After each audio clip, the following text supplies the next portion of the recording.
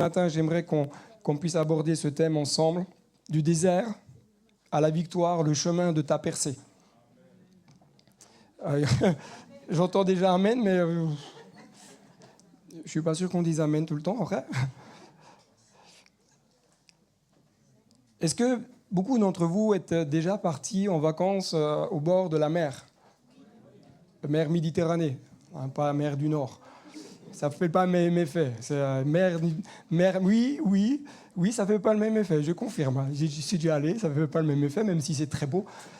Il y en a qui ont déjà été en mer Méditerranée, voilà, du côté du sud de la France, Côte d'Azur, etc. Qu'est-ce que vous aimez quand vous allez au bord de la mer? L'océan, mais l'océan, c'est pas la mer. Là? Le soleil. Ah, ben, les gens du Sud, le soleil. Amen. Et est-ce qu'il y a quelque chose que vous n'aimez pas quand vous êtes au bord de la mer? Les moustiques? Les touristes, oui, c'est vrai.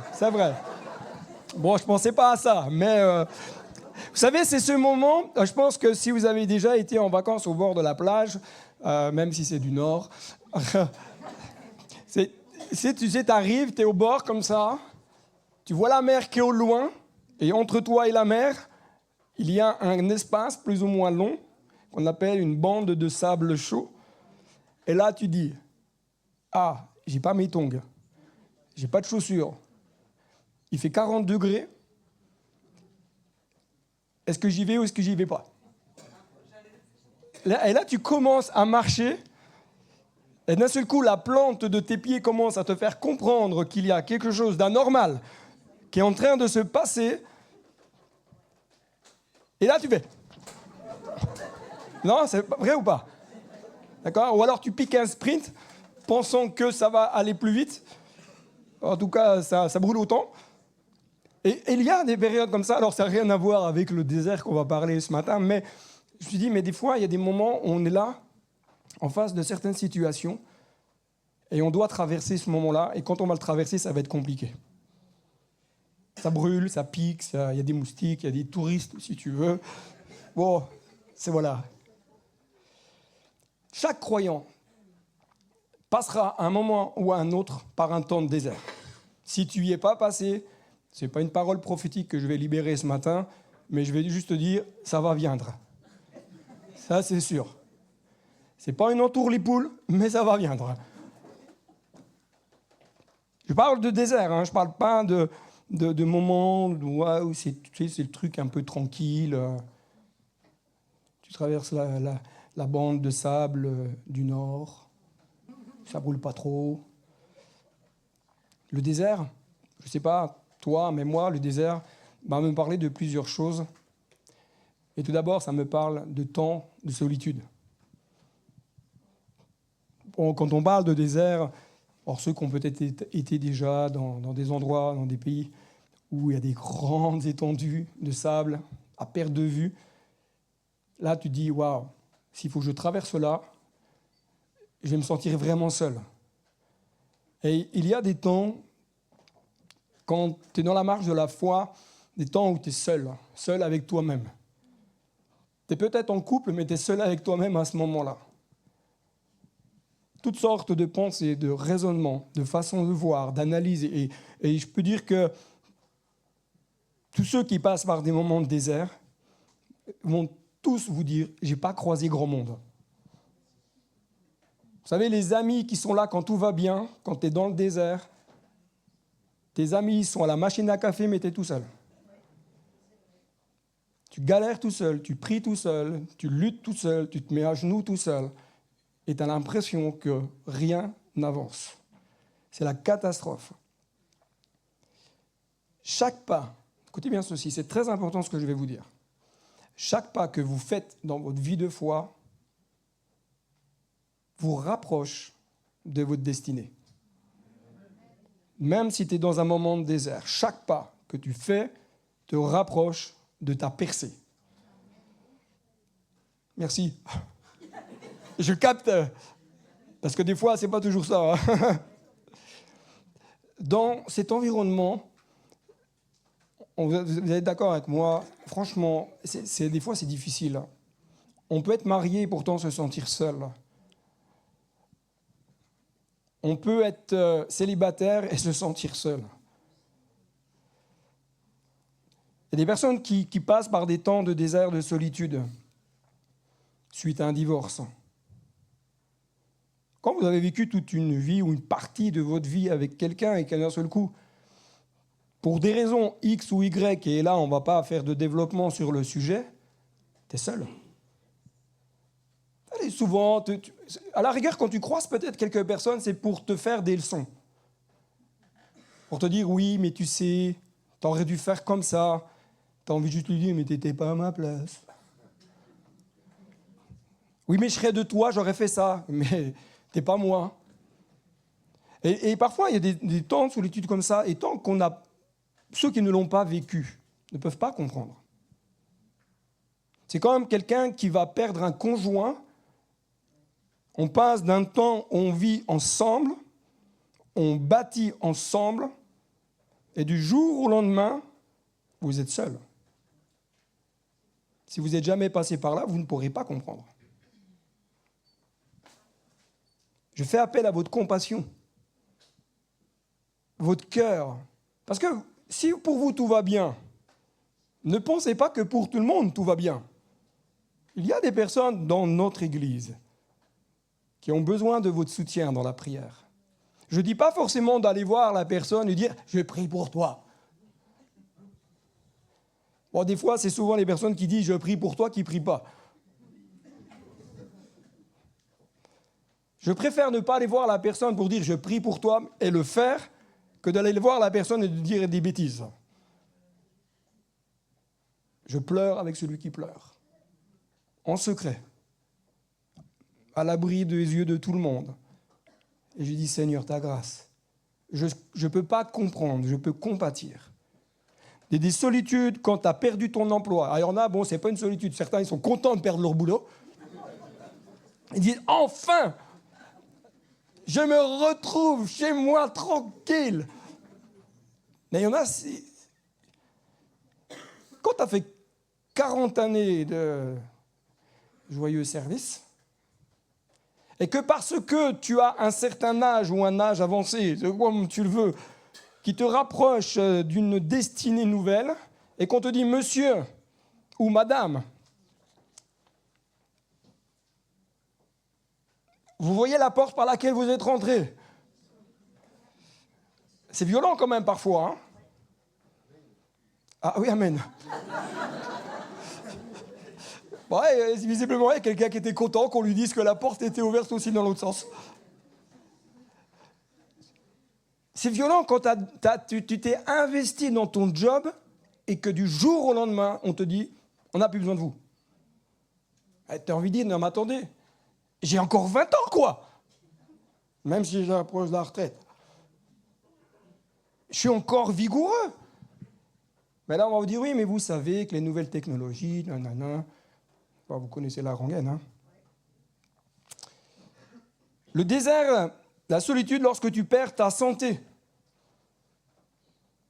Avant d'être malade, on n'était pas malade. Vous êtes d'accord, hein? Avant d'être malade, tout allait bien. Et d'un seul coup, ton corps, pour une raison X ou Y, a décidé de dysfonctionner. Et là, tu es tout seul. Même si tu es marié, ton conjoint va tenter de comprendre, va tenter de te consoler, mais la réalité, c'est que tu es tout seul dans ta misère. Et gloire à Dieu quand il y a des conjoints qui sont là, qui prient, c'est des vrais soutiens. Mais si tu es célibataire et que tu es dans la misère, parce qu'il y a aussi ce désert du célibat. Or, certains, ils louent Dieu parce qu'ils sont célibataires. Ils disent, oh, c'est cool, je fais ce que je veux, je peux aller manger des pizzas tous les soirs, personne ne va rien me dire, je peux rentrer à n'importe quelle heure, je fais ce que je veux. Mais pour certaines personnes, le célibat, c'est une vraie souffrance. C'est une vraie souffrance. Sandra Duby, il y en a qui connaissent, on ne va pas leur faire le coup parce que là, déjà vendredi, on a vu tous ceux qui étaient à la conférence là. Sandra Duby va dire ceci, elle est pasteur à Annecy, va dire ceci, Dieu va faire ou va faire de ta misère ton ministère. Ta misère, ton temps de désert, Dieu veut le transformer en ministère. Parce qu'une personne qui est passée par des temps de désert peut mieux accompagner une personne qui passe par le même désert. Je ne dis pas qu'on comprend. Parce qu'on est tous différents, on va avoir des appréciations différentes, des sensibilités différentes, mais on va avoir une aptitude que d'autres n'ont pas. Moi qui ai été touché par la maladie, et quand je croise des personnes qui passent par des temps difficiles, je ne leur dis pas « je te comprends », je dis « je peux entendre, dans une certaine mesure, je peux te comprendre, mais pas tout ». Parce qu'on n'est pas pareil. Mais par contre, je suis là pour toi. Parce que je peux peut-être un peu t'aider. La terre aride, alors c'est pas le film, hein, terre aride avec les trois volets là. Une terre aride. C'est quand tu rentres dans un moment de désert et là du coup tu regardes autour de toi, il n'y a rien. Voilà, c'est comme l'image, c'est craqué de partout. Tu vois peut-être au loin voilà, une montagne, mais plus tu marches, tu as l'impression que la montagne a décidé de reculer, tu vois, à chaque fois que tu avances. Tu regardes de gauche, de droite, pas de verdure, rien, pas de vie. Tu pries pour que le Seigneur envoie la pluie. Le Seigneur est parti en vacances, on se dit, t'attendras. C'est le sentiment des fois qu'on a. Le désert me parle de soif. Il y a quelques années, avec mon épouse et deux de nos enfants, nous étions partis en vacances en Tunisie. Et après quelques péripéties de vol, etc., dans un avion, on était comme ça. Presque il fallait que ce soit moi qui qui dirige l'avion. Et quand on est sorti de l'avion, on a pris une vague de chaleur. On arrivait en pleine nuit, on a pris une vague de chaleur, c'est étouffant. J'ai fait vive les vacances. 50 degrés la journée, hein, pas la nuit. Hein. La nuit, il faisait 49. Et un jour, enfin en tout cas je me rappelle parce que alors, toutes les chambres d'hôtel étaient climatisées, etc. Et heureusement parce qu'à mon avis on n'aurait jamais pu dormir. Quand vous sortiez de la chambre au point de restauration, je sais pas, il y avait 50 mètres, même pas.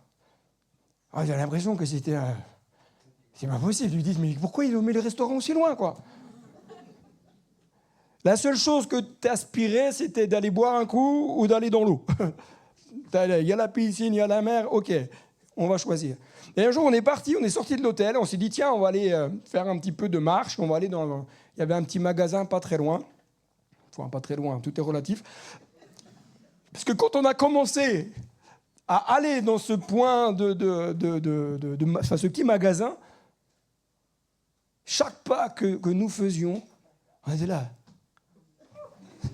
Et avec deux touristes sur le bord de la route, en un plein après-midi, c'était nous. Il n'y a que nous qui étaient capables de décider, de dire « Allez, tiens, si on sortait, il fait vraiment chaud, on va aller au magasin. » Tellement c'était difficile. Et là, tu as commencé à avoir soif. Et tu n'as rien.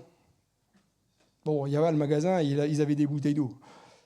Mais la soif vous gagne rapidement quand vous êtes dans des temps de désert. Une soif spirituelle peut vous gagner. Il y a des bonnes soifs spirituelles, mais aussi des mauvaises soifs spirituelles. Des fois, on a soif spirituellement parce qu'on ne va pas s'abreuver. Mais il y a une bonne soif, c'est celle qui t'attire vers le cœur de Dieu. Il y a des temps de désert. Alors celui-ci, je ne suis pas forcément convaincu que vous allez dire Amen. C'est des temps de désert par lesquels Dieu permet que tu puisses passer ce qu'on appelle des temps de préparation. Il y en a qui ne sont pas d'accord avec ça, qui ne lèvent pas la main. Mais qui est d'accord avec ça?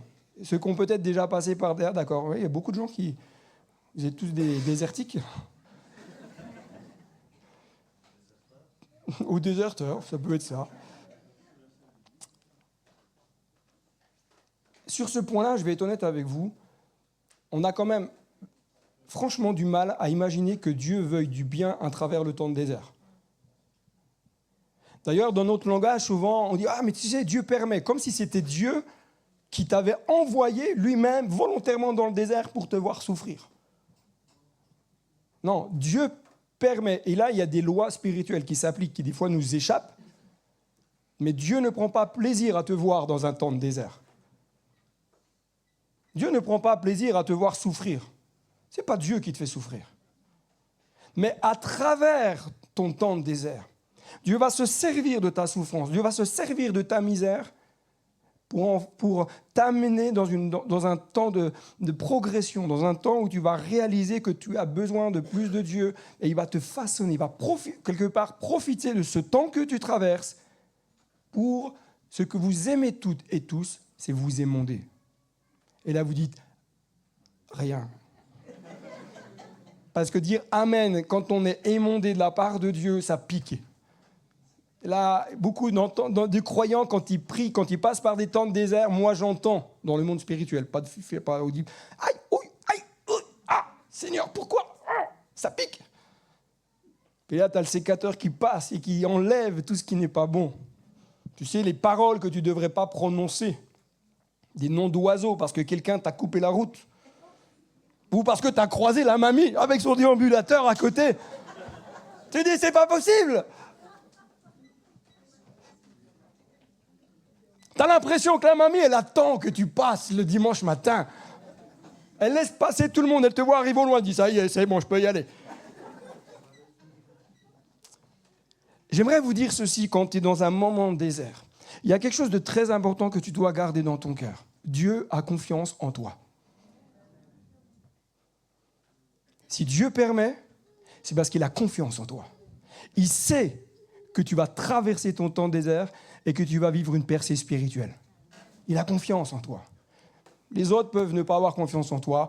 Des croyants peuvent ne pas avoir confiance en toi. Des églises peuvent ne pas avoir confiance en toi. Dieu, lui, si. Il sait que tu vas traverser ce temps. Que tu vas, peut-être, ok, tu vas un peu galérer, ok, tu vas peut-être avoir du mal, mais il sait que tu vas vivre une percée. Et dans ce temps, il va te former, il va te façonner. Le réveil peut prendre différentes formes. Les réveils du passé sont des temps pour nous apprendre. Mais le réveil d'aujourd'hui est différent que ceux du passé.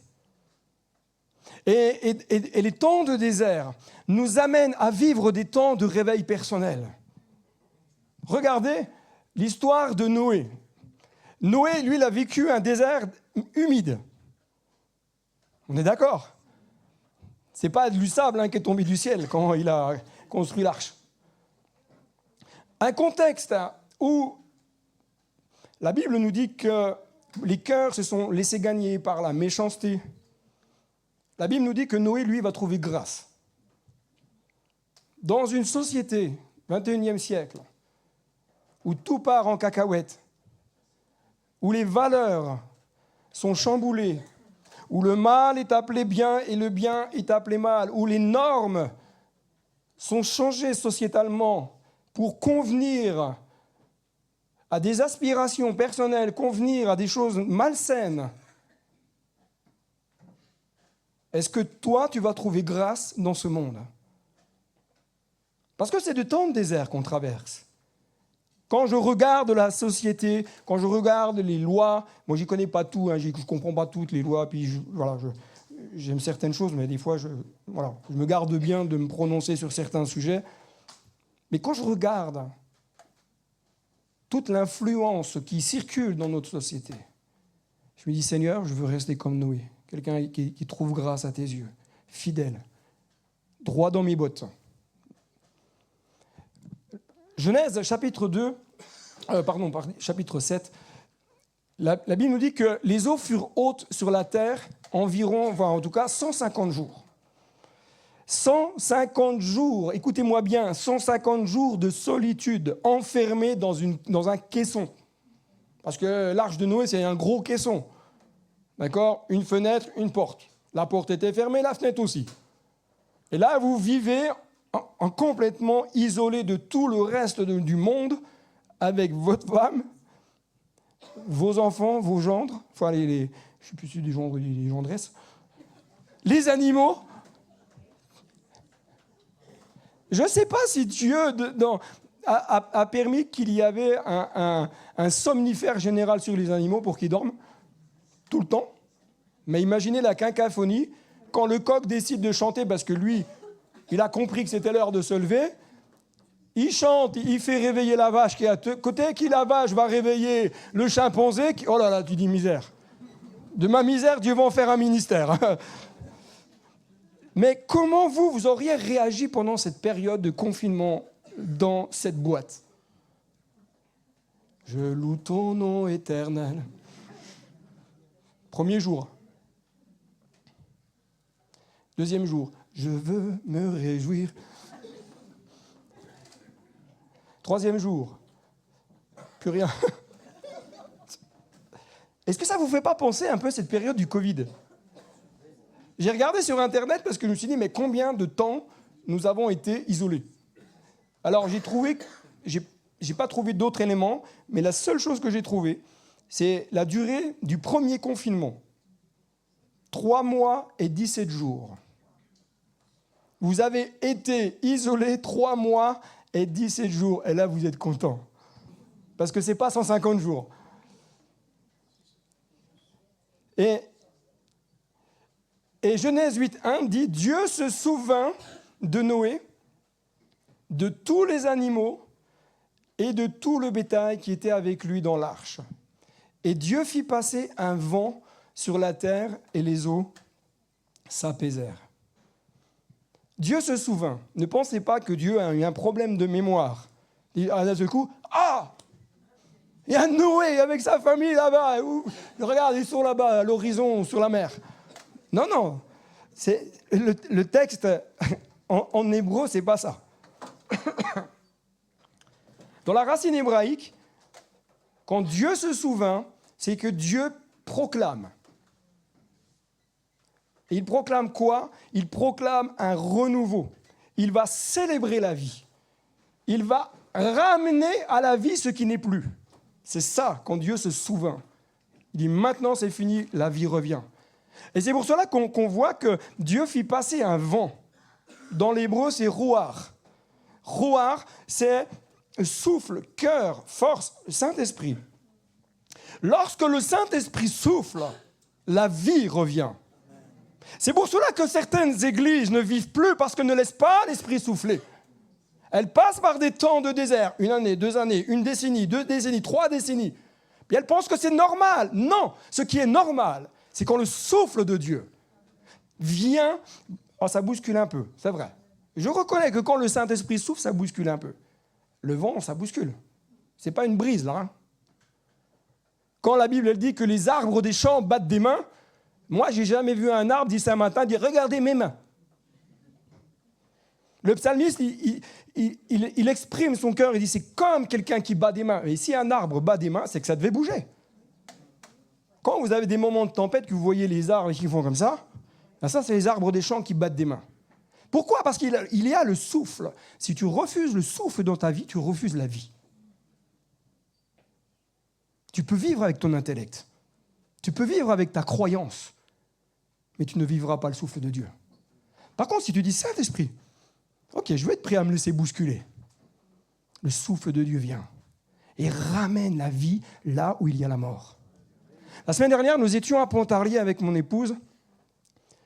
Pour cela que vous ne nous avez pas vus, parce que je n'ai pas le don de duplication. Franchement, en montant à Pontarlier, on essaye toujours d'avoir un peu cette bonne habitude, quel que soit l'endroit où on va d'ailleurs, pour un temps de célébration, c'est de prier. Je dis, on a 50 minutes, on prend 50 minutes pour prier. Et là, durant le trajet, il y a des choses qui se sont passées d'un point de vue spirituel, où Dieu m'a même dit, arrête-toi sur un parking et prie. Et j'ai dû m'arrêter sur un parking et prier. Au début, j'ai fait un peu mon franc-comtois, vous voyez, c'est un peu, quand même, Seigneur, c'est ma tête, quoi. Non, je sentais fortement à l'intérieur que Dieu me disait, arrête-toi. Et on a vécu quelque chose de particulier avec mon épouse à ce moment-là, je ne vais pas rentrer dans le détail parce que c'est personnel, mais quand on est arrivé à Pontarlier, on a vécu le souffle de Dieu. Le souffle de Dieu. Ce n'est pas une question de nombre, ce n'est pas une question d'équipe de louanges, ce n'est pas une question de super chanteur, parce que c'est moi qui ai chanté. J'ai plus réveillé les voisins qu'autre chose. mais c'est une question de laisser place au vent. Et là, ce matin-là, on a vécu des délivrances. Les gens sont repartis libres. C'est ça pour moi l'essentiel. Le désert d'Élie. Bon, on connaît l'histoire. On va faire l'histoire, je ne sais pas comment on dit, la longue histoire courte, c'est comme ça qu'on dit, je ne sais plus comment on dit. Élie va avoir un différent temps dans sa vie. À un moment donné, il va rétablir l'autel. Pour vivre le réveil, tu dois rétablir l'autel. Rétablir ta relation et ta communion avec Dieu. Ok, ça ne vous parle pas là, hein? Tu es appelé à rétablir les choses qui ont été détruites par le diable. Parce que lui, il est entouré de centaines de faux prophètes, de Baal, d'Astarté, d'une divinité féminine, d'une divinité masculine. Avec des trucs bizarres, hein, quand même. Hein. Recherchez un peu, regardez, c'était quoi les pratiques spirituelles avec Baal et Astarté.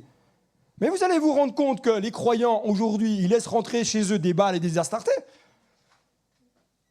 Ah, ça n'a peut-être pas la même forme. Mais c'est kiff-kiff bourrique, hein. On laisse parfois rentrer des divinités dans nos propres maisons. Ce sont des autels païens que vous faites rentrer chez vous. Et derrière un autel se cache, des fois, une effigie, une représentation. Et Paul va dire que derrière chaque idole se cache quoi? Oh là, il n'y en a pas beaucoup qui lisent la Bible. Hein. Bon, je vous encourage à lire la parole de Dieu. Hein. Derrière chaque idole se cache un démon. Une idole, ce n'est pas forcément Saint-Joseph, Saint-Pierre, Saint ce que tu veux.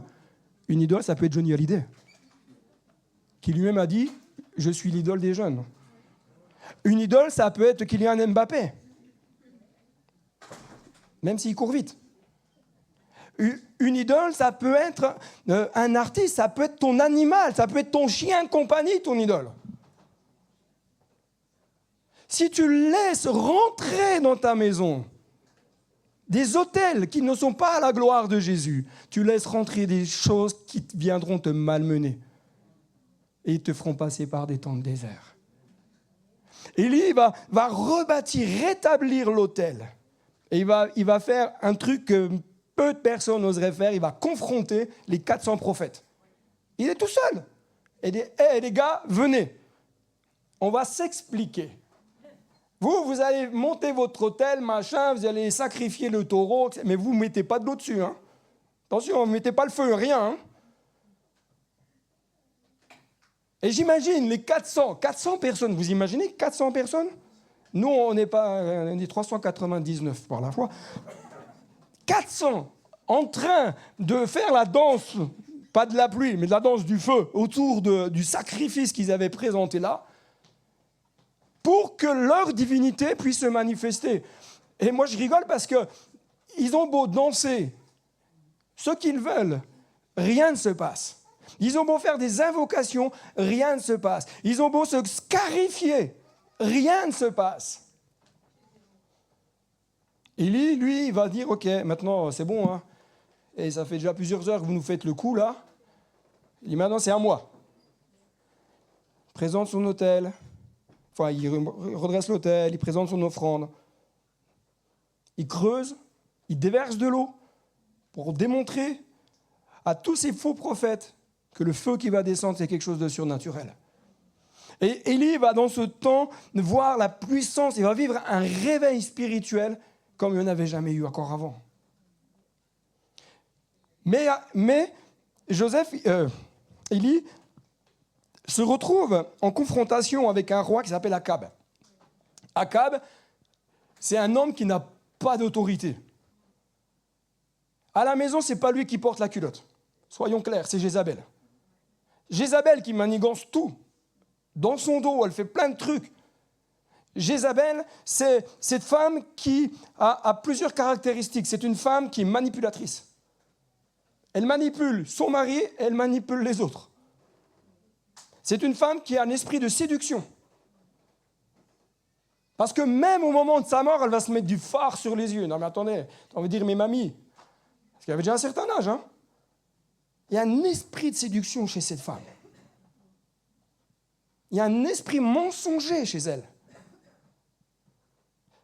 Et Élie se retrouve confronté à un roi qui, lui, oh là là, c'est terrible, hein, il va voir sa femme. Il dit à sa femme, oh, tu sais pas ce qu'il m'a fait, Élie? Regarde, il a tué les 400 prophètes, et puis ceci, et puis cela, et puis cela. Et à un moment donné, face à ce que Jézabel va dire, elle dit, mais de toute façon, ce que tu as fait au faux prophète, moi, je vais te le faire à toi. Et Élie, à un moment donné, il va aller dans le désert. Après, là, il va faire après une journée de marche, il va s'asseoir sous un genêt et il va demander la mort. Vous avez envie de dire, mais le gars, c'est un prophète. Il a une connexion avec Dieu que nous, des fois, on n'a pas. Il est là, il est dans son désert et il demande la mort. Il dit, c'est assez. Maintenant, Éternel, prends mon âme. Alors, il y a le chant qui dit, oh, prends mon âme. C'est pas la même chose, hein. Là, lui, il demande la mort. Il dit, mais reprends-moi. Je ne suis pas meilleur que mes pères, je ne suis pas meilleur que ceux qu'on servi avant. Moi, je ne juge pas Élie. C'est facile de dire, ah, Élie, de toute façon, il n'a rien compris. Non, mais parce que toi, tu as la Bible, tu as l'histoire, tu as le début et la fin très rapidement, mais tu ne sais pas ce qu'il ressentait à ce moment-là. Sa solitude dans le désert. Élie va passer par plusieurs étapes. Il va vivre ce réveil, le feu descend. Ensuite, il va entendre les paroles de Jézabel, qui vont impacter son cœur, qui vont impacter son ministère. Et il va prendre la décision de fuir devant Jézabel. Regardez bien ceci. Tout a commencé avec des paroles qui ont été prononcées. Rappelez-vous ce que j'ai dit il y a 2 semaines. Ce qui sort de ma bouche a pouvoir de vie ou de mort.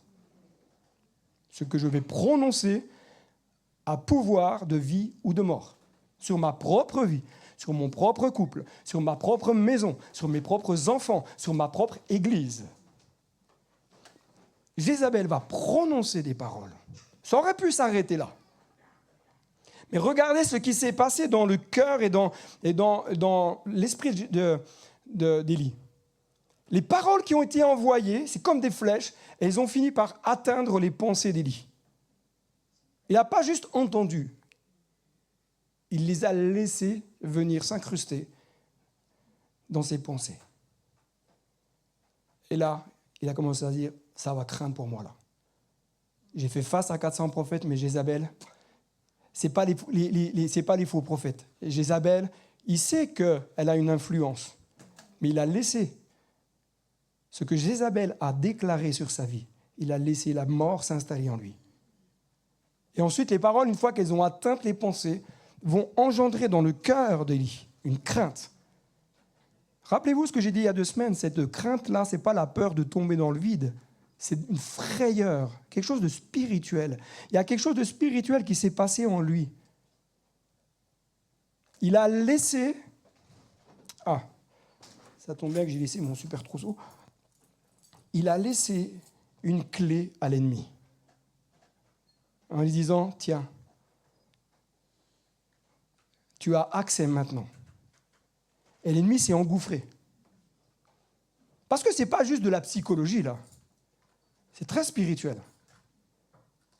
Quand l'ennemi t'envoie des flèches et que tu ne les brises pas, que tu ne les renvoies pas à l'ennemi, que tu n'appelles pas à la guérison sur ton âme, tu le laisses. Tu donnes une clé à l'ennemi, tu lui donnes la possibilité de venir t'oppresser. Et ça va engendrer quoi? La fuite. Ça, c'est la stratégie du diable. T'amener à la fuite. Élie va aller se réfugier dans une grotte. Et Dieu va lui dire, mais que fais-tu ici? Alors j'ai mis des petits traits pour que tu y mettes ton prénom. Parce que dans ton désert, peut-être que tu es parti te réfugier dans ta grotte comme Élie. Peut-être que tu as eu peur des paroles que l'ennemi a prononcées sur toi. Peut-être que tu as eu peur des paroles qui ont été prononcées depuis ton enfance. Des choses qui viennent te marquer, des choses qui t'ont blessé, des choses qui t'ont heurté. Peut-être que ton divorce a créé quelque chose en toi. Peut-être que ta perte d'emploi a créé quelque chose en toi. Peut-être la perte de ton conjoint a créé quelque chose en toi et tu es parti te réfugier dans ta caverne. Élie a connu un véritable temps de dépression. Jusqu'à demander la mort. que fais-tu ici ?» Moi, j'imagine la scène, vous avez Élie dans sa caverne. Alors, je ne sais pas s'il bougonnait, s'il pleurait, s'il se lamentait, ou je ne sais pas. Mais à un moment donné, que fais-tu ici, Élie ? Mon frère, ma soeur, qu'est-ce que tu fais dans ta grotte ? Vous avez ce temps où Dieu va venir se révéler à Élie d'une manière assez extraordinaire. Et après un tremblement de terre, du feu. L'Éternel n'était pas dans le feu. Alors ça, ce verset-là, il correspond bien à ceux qui parfois disent « Oui, mais tu sais, la vie de l'esprit, c'est pas ça. Regarde, la Bible elle dit « L'Éternel n'était pas dans le feu. » L'Esprit de Dieu est un feu dévorant. Mais dans ce qu'Élie traversait, avait besoin d'une révélation différente. Il avait besoin de comprendre que tu as fait descendre le feu, ok, mais là, je vais me manifester dans ta vie, mais pas de cette manière-là. Je ne suis pas là pour consumer ta vie. Je suis là pour te relever. Ah. Et après le feu, il y a eu un son. Le réveil spirituel a un son. Est-ce que tu as déjà perçu ce réveil spirituel ? Est-ce que tu entends le son de l'esprit ? Des fois, ce n'est pas perceptible. Regardez dans l'hébreu le son. Kol. Nous, on a son qui est traduit dans notre Bible Louis II. Mais c'est un cri. C'est un bruit, c'est un tonnerre. Des paroles que Dieu va déposer sur toi. C'est un rugissement de Dieu, une clameur chantée. Tu entends et il y a le murmure. Le son de Dieu se révèle dans toutes ces choses-là. Pas uniquement dans un doux murmure, parce que ça nous arrange. Le réveil spirituel ne prendra pas la forme que toi tu veux. Il se manifestera comme Dieu l'a décidé, pas comme toi tu veux. Et si tu veux sortir de ta caverne, tu dois apprendre à entendre le son de l'esprit. Le son de Dieu, calme, léger dans ce texte-là. Que nous puissions ne pas rejeter le son que Dieu veut faire résonner dans notre cœur. Élie va sortir de sa caverne et va... J'ai bien aimé ce verset-là parce que la Bible nous dit qu'Élie va repasser par le désert par lequel il était venu. Moi, je me suis toujours dit, mais Dieu aurait pu faire en sorte qu'Élie fasse un contournement pour ne pas repasser dans le désert. Mais Dieu lui dit, non, tu vas confronter ton désert. Tu es passé par là en te lamentant et en demandant la mort, maintenant tu vas passer par là en déclarant la vie. Tu dois faire face à ton désert. Ne fuis pas. Confronte-le. Ta maladie, confronte-la. Ta souffrance dans ton âme, dans ton cœur, confronte-la. Vas-y, Dieu est avec toi. Dernier point, c'est les pas de Jésus qui nous conduisent à la victoire. Quand j'ai eu à cœur de préparer ce message, il y a une pensée qui est venue sur mon cœur et qui disait ceci: chaque pas que Jésus a fait l'a conduit à la croix. Chaque pas que Jésus a fait, jour après jour, l'ont conduit à la croix. Jésus a vécu un premier temps de désert, on le connaît, ce texte, où après il va vivre 40 jours de jeûne dans ce temps de désert, il y a un moment de tentation. Mais des temps de désert, Jésus en a vécu différents durant tout son ministère. Finir par un temps de désert terrible dans le jardin de Gethsémani. Là, il est seul. Il demande à des disciples de venir prier avec lui, et les gars, ils roupillent. Et Jésus va leur dire, mais vous n'avez pas pu veiller 1 heure avec moi. C'est terrible quand même d'entendre de la part de Jésus, tu n'as pas pu prier pour moi pendant 1 heure. Toi, au bout de 5 minutes, tu dis que tu en as déjà marre. Jésus, il était là dans le jardin de Gethsémani, il ne s'est pas endormi. Il ne s'est pas endormi, il ne s'est pas laissé endormir. Mais il a combattu pour que tu aies la vie. Et je crois qu'à travers cet exemple-là, Jésus nous dit maintenant, moi j'ai remporté la victoire, mais toi aussi tu dois combattre. Est-ce que tu vas pouvoir veiller 1 heure dans ma présence? Si tu veux vivre le réveil, passe du temps avec Dieu. Chaque pas de Jésus durant son ministère l'ont conduit au plus grand des combats, Gethsémani et la crucifixion.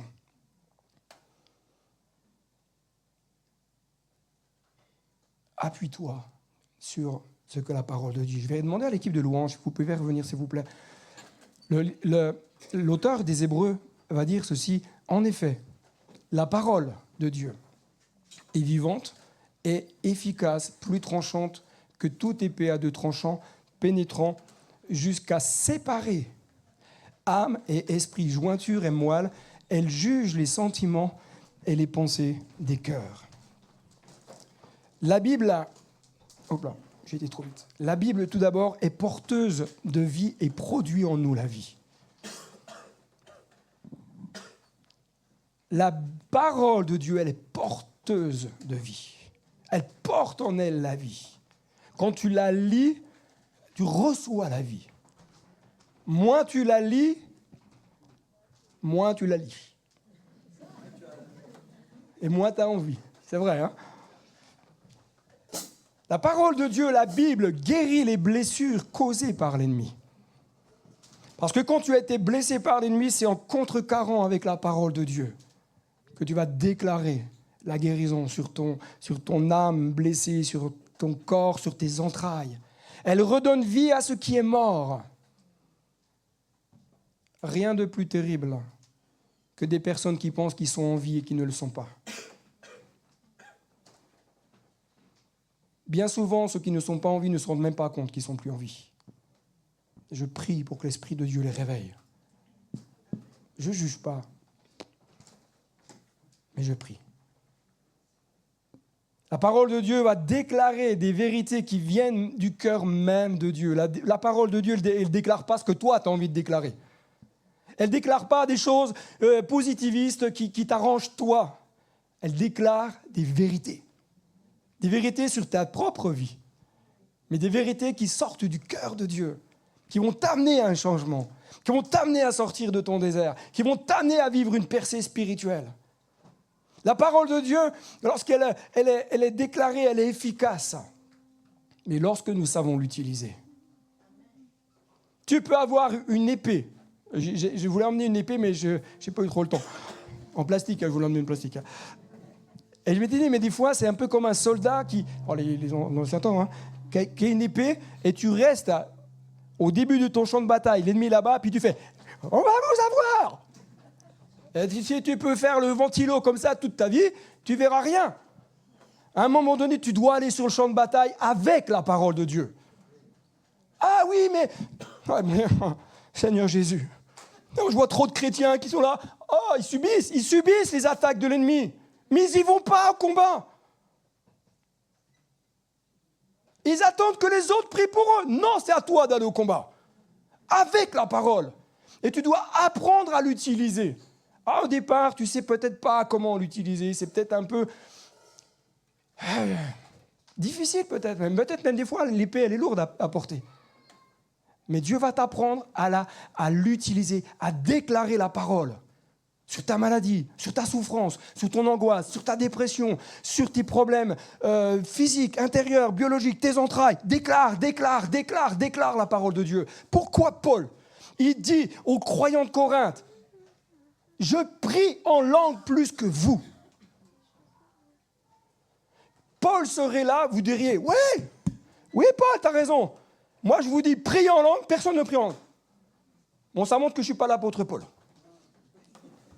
Ça, c'est sûr. Mais pourquoi Paul, il dit prie?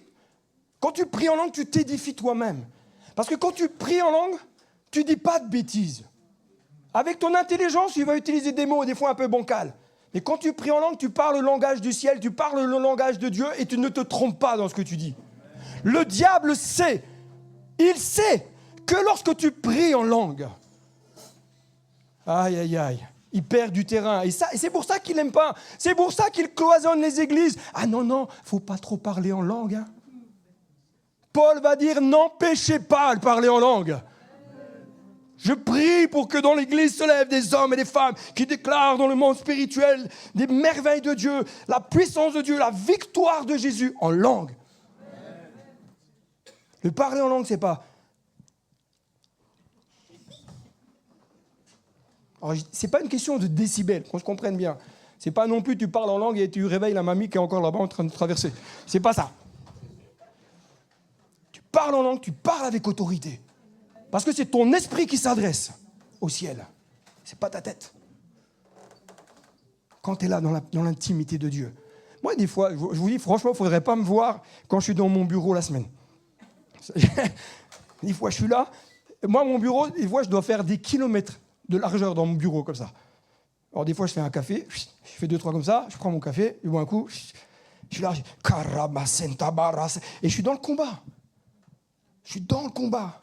Je ne comprends rien de ce que je raconte. Mais je suis là, je dis, Seigneur, le feu. Seigneur, je ne veux pas vivre ma vie, toute ma vie, à me plaindre, à vivre des choses du passé. Je veux la gloire de Dieu. Je veux la gloire de Dieu pour moi. Pas pour vous, pour moi. Mais je dis, Seigneur, ce qui coule en moi, coule sur les autres aussi. Alléluia. Que le feu vienne t'embraser et que tu puisses embraser les autres. Embrasse tes enfants. Ah, tu ne vas pas vers eux, tu ne vas pas faire le carabas, c'est pas ça. Mais toi, tu vis dans ton intimité. La Bible, elle est efficace. Elle sépare jusqu'à jointure et moelle. Elle va séparer. La Bible, elle tranche. Elle ne fait pas du semblant. Elle ne te dit pas, oui, tu as raison, peut-être. Non, non, c'est comme ça. Et ça, c'est le rôle du Saint-Esprit, ce n'est pas moi. Elle va produire en nous ce que personne ne peut faire. Laisse la parole de Dieu agir. Par le Saint-Esprit. Jésus a cheminé bien des chemins, et je vais terminer là-dessus, pour t'encourager à ne pas rester dans ton désert. Et comprends-moi bien, je pleure avec toi, parce que je vois.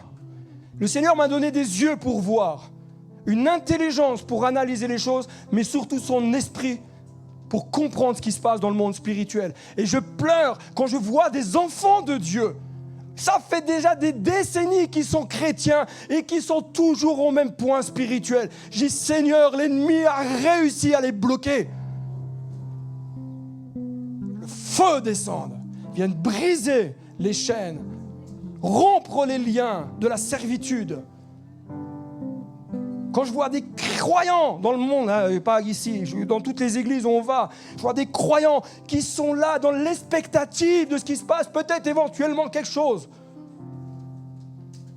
Ils n'attendent plus rien parce qu'ils n'y croient plus. Mais quand le feu descend, la vie revient. Quand le feu descend, les malades sont guéris. Quand le feu descend, les démons sont chassés. Mais est-ce que ce matin, tu vas laisser le feu de Dieu venir te toucher? Alors arrête, mon frère, ma soeur, de dire, ok, on va prier. Et puis tu fais dos rond, comme ça. Non, commence à dire, Seigneur, ouvre mon cœur. Je veux pouvoir chanter avec le psalmiste. Je m'écris louer. Ok. On n'a pas la même version, je pense. Le psalmiste, il dit pas « je murmure louer ». Je m'écris louer soit l'Éternel. Et c'est pas « je suis délivré de mes ennemis, je commence à louer ». Commence à louer et tes ennemis partent. Alors, si je te dis « écris-toi, loué soit Dieu », est-ce que tu vas le faire ce matin? Est-ce que tu vas dire « ok, allez, c'est pas prévu mais c'est pas grave. C'est pas grave, Déborah, elle va jongler. Elle a appris à faire du jonglage. Alléluia quand même. Hein? Ouais, elle me regarde avec des yeux disant, qu'est-ce que tu fais? T'inquiète pas, ça va aller. Prépare un chant de l'esprit. Mon frère, ma soeur, il y a une réalité spirituelle. Si tu veux voir les choses bouger dans ta vie, tu dois te lever. Tu ne peux pas me dire, ah oui, ok. Puis on se donne rendez-vous dans une semaine. J'aimerais te dire, mon frère, ma soeur, Dieu veut tellement te voir sortir de ta misère. Dieu veut tellement, plus que moi, plus que toi-même. Dieu veut plus que toi te sortir de ta misère. Mais lève-toi. Dis maintenant, ça suffit. On l'a déjà dit il y a 2 semaines, mais c'est comme ça. Des fois, le Seigneur, il nous ramène toujours les choses. Mais je me positionne. Je veux montrer dans le monde spirituel que maintenant, je veux être cet Élie qui revient. Pas celui qui va, dans la caverne, qui sort de la caverne et qui va confronter son désert, qui dit maintenant, je vais faire de ma misère, avec l'aide de Dieu, je vais en faire mon ministère. Dieu va t'utiliser là où personne ne pourra faire ce que toi tu as vécu. Mais lève-toi, dis maintenant, je veux plus. Maintenant, je veux vivre une autre dimension avec Dieu. Maintenant, je veux vivre le réveil du Saint-Esprit. Maintenant, je veux que le feu de Dieu vienne et consume ma vie. Maintenant, alors lève-toi et tu commences à louer Dieu, tu commences à adorer. On va quitter nos amis sur le live. Et commence à élever le nom de Jésus. Commence à glorifier le nom de Jésus. Écris-toi, loué soit Dieu. Loué soit Dieu face à mon désert. Et mes ennemis partent. Mes ennemis sont dispersés. Loué soit Dieu. Loué soit Dieu. Ta maladie va lâcher maintenant. Loué soit Dieu. Il va t'équiper de puissance. Il va déverser en toi ce dont tu as besoin. Il va t'aider à exercer la parole de Dieu. Est-ce qu'on peut me mettre tamisé, s'il vous plaît, la lumière? Élève Jésus, élève Jésus, élève Jésus. C'est Jésus qui transforme. C'est pas une prédication, c'est pas un homme. C'est ce que Jésus va faire ce matin. Déclare que ton désert c'est fini. C'est maintenant ta destinée, ta percée. Tu rentres dans ton ministère. Glorifie Jésus, glorifie Jésus. Oh Seigneur, je prie maintenant. Seigneur, que le feu de ta gloire descende. Seigneur, que le feu de ton amour descende maintenant. Seigneur, étends ta main. Seigneur, sur tes enfants qui aspirent, qui veulent voir, Seigneur, ta main à l'œuvre. Seigneur, tes enfants qui en ont marre de subir les attaques de l'adversaire. Envoie le feu sur leur vie. Baptise du Saint-Esprit. Libère ceux qui sont affligés. Libère ceux qui sont dans l'oppression. Feu de Dieu sur la vie de mes bien-aimés. Que le feu vous saisisse. Que le feu de la gloire vienne vous embraser. Commence à ouvrir ta bouche. Ne me regarde pas. Ne regarde pas tes voisins. Ferme tes yeux et commence à dire Seigneur, oh, je veux ta gloire. Je veux vivre ta gloire, Jésus. Oh Seigneur, alléluia. Alléluia, alléluia, alléluia.